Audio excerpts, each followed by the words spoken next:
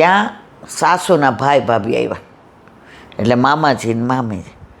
સાસુ તો રાજી રાજી રહી, વહુ જળ લાવજો, વહુ કાંઈક સારું બનાવજો, વહુ જમવાની તૈયારી કરજો, વહુ 2 ચૂલે કરજો. અરે મારો પ્રભુ પધારવાના ના ક્યાં અહીંયા ઘલાણા. પણ હવે શું કરવું? હવે પહેલાંના જમાનામાં તો લાજ ઘૂંઘટ, એના પરથી જ આ પ્રસંગ મને યાદ આવ્યો કે હવે મારા ઠાકોરજી પધારશે તો એને ક્યાં જમાડવું, અને આ લોકોને યારે જમાડવા નથી. ગોપી કે હવે કાંઈક તો કરવું પડશે. એટલે બધું તૈયાર થઈ ગયું ને ગરમ ગરમ 2 જણની રોટી ઉતારવા ગઈ. ત્યાં ઠાકોરજી બિંબ, એ કાકી આવું કે? અરે એને સાસુને ગયું નહીં. અમારા ભાઈ ભાભી આવ્યા છે ના યશોદાન લાલો હું અત્યારના આવ્યો હશે, પણ હવે ગામના મુખી નંદ બાવા, અને ગમે ત્યારે ગમે એ કામ હોય તો યશોદા મૈયા તો હસીને, હા આજા આજા લાલા આજા આજા. પાહુને આયે ક્યાં? પાહુને એટલે મહેમાન, વ્રજવાસામાં પાહુનું કે પાહુને આયે ક્યાં કાકી? हाँ पाहुने आए मेरे भाई और भाभीओं, वाके लिए इतनी प्रसन्न है क्या? अरे काकी आज तो भाई पाहुने आए, अंदर से तो बड़ी मान भोग की सुगंध आ रही है क्या? अरे ગોપી ક્યાં હવે આને જમાડવો કેમ? બનાવ્યું જ કોના માટે? ઠાકોરજી માટે. એનો ધ્યેય કોણ છે? ઠાકોરજી. એની મંજિલ કોણ છે? ઠાકોરજી. બનાવતા બનાવતા યાદ કોણ આવતો હતો? ઠાકોરજી. ઠાકોરજીને કેવું ભાવે કેવું નહીં? આપણા ઠાકોરજીને ગળ્યું બહુ ભાવે, એટલે ખાંડ થોડીક વધુ નાખે કે મારા પ્રભુને ગળ્યું બહુ ભાવે એમને. એટલે સાસુએ પૂછ્યું, બહુ કાવ બનાવ્યો હે? એટલે વહુએ આવીને કીધું, ભાઈ ભાભી આવ્યા છે એટલે માનભોગ, 2 જણની રોટી ને ટેટીનું શાક ને બાસુંદી ને. અરે સાસુમાં કે હું? એટલે ઠાકોરજી કે ઓ કાકી તો આજ તો મેં તો કે ઘર બ્યારું કરકે હી જાઉંગો. સાસુ કે આજો ને વગર નોતરે. ગોપી કે હું નોતરી આવી છું, આ એના માટે જ બનાવ્યું છે, પાછળ તમે બધાય લેજો. હવે સાસુએ કીધું ભાઈ ભાભીને કે હાથ પગ ધોઈને બેસો પાથર ઉપર.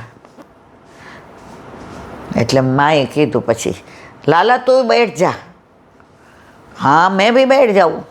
એણે હાથ મોઢું ધોયા, સામે બેઠા, લાઈનમાં ન બેઠા, હા મેં બેઠા.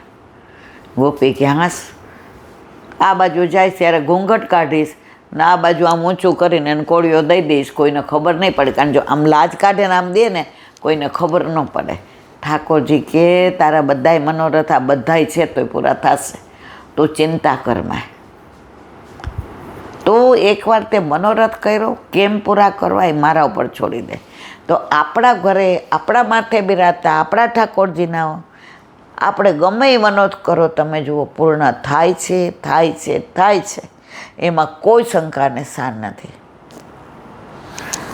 ઘણીવાર આ હાથની તકલીફ મને એમ થાય આજે આ થશે કે નહીં થાય, પણ એટલી ગોપીઓ આવી જાય અને તમે મને એમ કહો લાવ હું તને શેકી દઉં. હું કહું થોડું તમે શેકો, પાછી હું શેકું. પ્લેટફોર્મ પર ચડી જાઓ, જાડું શરીર માંડ માંડ ચડાય, પણ ચડાવે કોણ? મારો વાલો. હલાવડાવે કોણ? મારો વાલો. કરતે હો તુમ કનૈયા मेरा नाम हो रहा है, सब आपकी कृपा से मेरा काम हो रहा. હવે બેઠા અને ઠાકોરજી સામે બેઠા, એટલે ઠાકોરજીને કે સેજ આમ દૂર બેસો. એટલા એની સાસુ કે વહુને આવવા જવામાં પીરસવામાં સારું પડે ને. વહુ કે બહુ સારું કર્યું. પ્રભુની સામું જોઈને કે આપની લીલા તો આપ જાણો. હવે પેલી પાતળ કોની પાડાય? ઠાકોરજીની. અને બીજીને એટલે પછી ભાઈ ભાભે બેન તમે બેસ જાઓ. તો કે ના, હજી ગોરધન બાકી છે, ગોરધનના બાપા બાકી છે, એટલે બીજી ઓલીમાં અમે બેસું અને વહુ તો છેલ્લે. અમે દરેક સૌરાષ્ટ્ર હોય કે પહેલાં વહુ છેલ્લે જ હોય. હવ ગયા હગે વગે ને વહુ રહ્યા ઊભે પગે. એટલે પીરસવા માંડી. એટલે પહેલાં ઠાકોરજીને જેવી આમ પીરસવા જાય ને ઘૂંઘટ આમ કરીને ઓલું પીરસો હોય ને શીરો આમ કરીને મુખમાં દે. એટલે ઠાકોરજી થોડો કાઢીને એના મુખમાં દે. આ હા હા, બધા મનોરથ પૂરા કર્યા. અને અહીં આવે ઘૂંઘટ કાઢીને અડધું દે ના દે. એટલે ભાઈ ભાભી કે આ બહુ નવી નવી પૈણેલી છે ને, એટલે જો ઘૂંઘટ કાઢીને એને એ ભલે પીરસે હો, અહીંયા ઘૂંઘટ તો છોડાશે જ નહીં. એણે એટલી મર્યાદા તો રાખવી જ પડે. ગોપી કે મારે રાખવી જ છે, મારે તમને કાંઈ મોઢું દેખાડવું નથી. એકવાર મારા પ્રભુનું મોઢું દેખાઈ ગયું ને એણે મારું જોઈ લીધું, પણ તમને બધાને જોઈને મારા મોઢાને કાંઈ મારે એઠું કરવું નથી. અને પ્રભુને એક એક કોળીઓ દેતી જાય, પીરસતી જાય અને પ્રભુ એના અધરામૃતનું પાન કરાવતા જાય. પણ કોઈને આ લીલાની ખબર પડી નહીં, આ ગોપ્ય લીલા. તો જ્યારે ઘરમાં પ્રભુ હોય છે ત્યારે ગમે એટલા કૌટુંબિક લોકો આવે, ગમે એટલું લૌકિક આવે, પણ પ્રભુ આપણા મનોરથ પૂરા કરે છે, કરે જ. એમાં કોઈ શંકા અને સ્થાન નથી. મારા વાલા, આ તો બધી વ્રજની લીલા છે. એટલે સમય એમ થાય સવાર સુધી વ્રજની જ વાતો કરું, ઠાકોરજીની જ વાતો કરું. પણ નદી બે ઓલા કિનારામાં વહે ને તો જ મજા આવે. પૂરના પાણી પીવાય નહીં. બોલો વલ્લભાધીશ. વ્રજ વિહાર. નવનીત પ્રિય શાસ્ત્રી, એમના જેવા ભગવદી અને ભગવત સ્મરણ આજે જ આપણે એમનું સાંભળ્યું. ભલે 2 મિનિટ સાંભળો ભાગવત ઉપર, પણ એવું સરસ કીધું. એ કે આપણે કોને વશ છીએ? કુટુંબને. આપણા દીકરો થોડોક મોઢું આવે, હરખી રીતે બોલે નહીં એટલે આપણને ટેન્શન થાય. દીકરો વડચકું તોડે એટલે પાછા આપણે ઢીલા થઈ જાય. આવીને કે અરે મમ્મી આવો આવો, ઈલાબેન આવો, એટલે પાછા મારા દીકરા જેવું તો કોઈ નહીં, તો ખબર બિચારાને કાંઈક તકલીફ હશે ને એટલે. તો આપણું ના, એણે પ્રશ્ન પૂછ્યો કે આપણે કોના વશમાં સુખ છે? તો કે કુટુંબના વશમાં. તો કે કુટુંબ તો ગમે ત્યારે સારું કે ને ખરાબ કે, તો આપણે એના વશમાં સુખ નથી. તો કે પૈસામાં દરેક પૈસાવાળાને શાંતિ છે, સુખ છે? તો કે આપણે એમાંય સુખ નથી. તો કે સ્ટેટસમાં, માનમાં, મર્તબામાં, પ્રતિષ્ઠામાં, વાડીમાં, વજીફામાં. તમે હતા ને, સાંભળતા હતા ને? તો કે આપણે કૃષ્ણને વશ રહીને તો આપણું સુખ કૃષ્ણને વશ છે. કૃષ્ણ પ્રસન્ન ને એટલે બધું સુખ મળી ગયું, બધો આનંદ મળી ગયો. પણ આપણે રિમોટ છે ને 50 જણના હાથમાં આપ્યું છે. હવે ટીવી જોતા હોય ને, દીકરાના હાથમાં હોય, વહુ ને પૌત્ર ને પૌત્રી ને ઘરવાળા ને પાછા ઓલા મહેમાન આવ્યા હોય ને, સાસુ ને સસરા ને કાકીજી ને ફોઈજી ને દેર ને દેરાણી ને નણંદ, આ બધાના હાથમાં આપણું રિમોટ. એટલે આપણી ગમતી સિરિયલ ન જોવા દે એટલે બીજું આમ પાછું ફેરવે, વળી ત્રીજું આમ ફેરવે. એ ફેરવે એટલે આપણે દુઃખી થાય, હે આમાં મારું તો આવ્યું જ નહીં. છેવટે દુઃખી થઈને ઊભા થઈ જાય, કારણ કે આપણે રિમોટ હાથમાં નથી લેતા.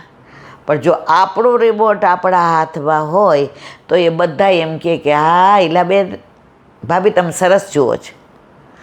તો શું કામ ને આપણું રિમોટ કૃષ્ણના હાથમાં દો ને મારા વાલા, તમારે ગમતું જ બધું થશે. પણ તમે લૌકિકમાં દઈ દો છો, સંસારમાં, એટલે તમારા કર્યા તમે ભોગવો. પેલા સાસુઓને ઝઘડા થતા ને એટલે એવું કહેતા, તારા કર્યા તું ભોગવો. એટલે એમ કે મને તું ખરાબ રીતે રાખસ તો તારા છોકરાએ તને ખરાબ રીતે જ રાખશે. આજે જ એક રીલ અમસ્ય બહાર તમે ઓલું લેવા ગયા ને તુલસીજી, તો મેં જોયું, 2 જ મિનિટનું હતું. સાસુ સસરાનું બધું લઈ લીધું, લખાવી લીધું.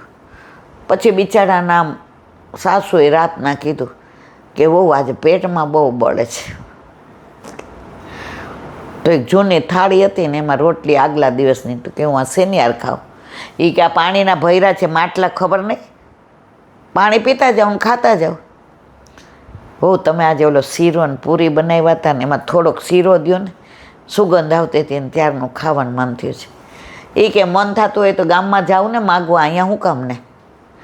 હવે એનો 10 વર્ષનો છોકરો બારણામાં ઊભા ઊભા સાંભળતો હતો.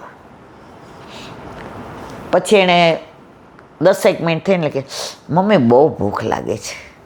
હા મારા લાલા, હા મારા રાજા, શું ખાવું તારે? એ કે શીરો ને પૂરી. દીધું શીરો પૂરી. પછી કે મમ્મી તું સૂઈ જા, હું મારી રીતે ખાઈ લઈશ. હવે મારો દીકરો મોટો થઈ ગયો. હં, જેવી માં સૂતી અને મોબાઈલ આમ કરીને જોતી, દીકરો સમજી ગયો હવે મોબાઈલ મમ્મી ચાલુ થઈ ગયા, એટલે હવે હું શું કરીશ એને ખબર નહીં પડે. એટલે એના દાદી હતા એ ઓલો રોટલી આમ પાણીમાં બોળે અને સેજ ઓલી ભીની થાય ને બિચારા મોઢામાં મૂકે, એટલે ઓલું મીઠાવાળું પાણી હતું. એટલે જઈને એણે ખેંચીને ફેંક્યું. એ લાલા બહુ ભૂખ, માં આ ચૂપ ચૂપ માં, લો આ શીરોન પૂરી ખાઈ લ્યો. એ તાર મમ્મી, બા ખાઈ લો. પછી ઓલી બધું એણે ધોઈને મૂકી દીધું અને જે જૂની એલ્યુમિનિયમની થાળીમાં આને રોટલી આપી હતી ને ટાઢી લઈ લીધી અને જઈને ઓશિકાને નીચે થાળી રાખી અને મા બાપની વચ્ચે જઈને સૂઈ ગયો. સવારે મા બાપ ઉઠ્યા તો લાલ્યો તો આમ આડો હોઈ ગયો હતો અને ઓલી થાળી ઓશિકાને નીચે દેખાણી. અરે આ માજીને તો કંઈ ખબર નથી પડતી, ખાધેલી થાળી અહીં મૂકી ગયા આમ તેમ. એટલે ઓલો આંખ ચોળતા ચોળતા કે બા નથી મૂકી ગયા, હું લઈ આવ્યો છું પપ્પા. એટલે એની મમ્મી કે અર આવી થાળીનો અડાય વાગી જાય. એ કે મારે હાંચવીને મારી બેગમાં મૂકવાની છે, સ્કૂલની બેગમાં, એટલે રોજ લઈ જાઓ ને લાવો. એ કે કેમ? એ કે પછી તમે મોટા થશે તો તમને ખવડાવવા માટે આ નહીં જોઈએ મારે? બેની આંખ ઉઘડી ગઈ. એટલે આપણા કર્યા જ આપણે ભોગવવાના. કર્મ કોઈને છોડતા નથી, જેવા કરશું એવું ભોગવવાનું જ છે. અહીં આપણે નહીં કહેતા અહીંયા જ સ્વર્ગ ને અહીંયા જ નર્ક છે મારવાલા. તો કર્મો કરતાં 1000 વાર વિચાર કરો કે હું આ ખોટું. અને જે તેવું કહેતા હતા કે આપણા જે પણ શબ્દો બોલેલા હોય ને એ 40મે દિવસે આપણી પાસે પાછા આવે છે. હું ઈચ્છું કે આજે મારા સાસુએ મને આમ કર્યું ને એ પડે તો સારું, તો 40મે દિવસે હું પડું ને પડું જ. પણ જો તમે સકારાત્મક થઈ ગયા ને સારું વિચારો કે મારા સાસુ મને શીખવાડવા માટે થઈને કેટલો પ્રયત્ન કરે છે, એમાં કોઈક વાર જરાક ટોન્ટ મારી દે કે તારી માએ તને કાંઈ નથી શીખવાડ્યું, તો હકીકત છે ને માએ નથી શીખવાડ્યું તો તમે માં છો, તમે શીખવાડો, સવડું લઈ લ્યો. પણ આપણે આ બધું બોલીએ છીએ, સત્સંગમાં કહીએ છીએ, પણ જીવનમાં ઉતારતા નથી. બોલો વલ્લભાધીશ. વ્રજ વિહાર નવનીત પ્રિય શાસ્ત્રી. કાલે આપણે ખીસલતી શિલા